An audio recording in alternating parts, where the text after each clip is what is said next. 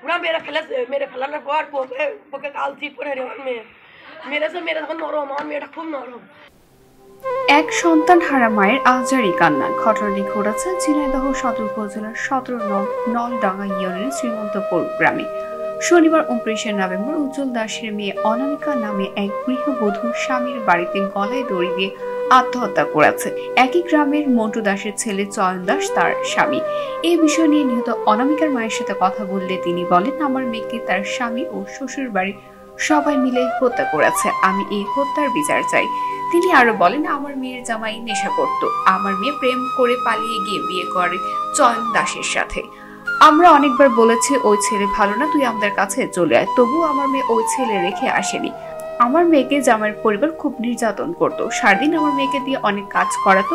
স্থানীয় এলাকাবাসী বলেন, এটা হত্যা নাকি আত্মহত্যা আমরা সঠিক জানি না। ঝিনাইদহ সদর থানার পুলিশ লাশ নিয়ে গিয়েছে ময়না তদন্তের জন্য। রিপোর্ট আসলে জানা যাবে কিভাবে এই মর্মান্তিক ঘটনা ঘটেছে।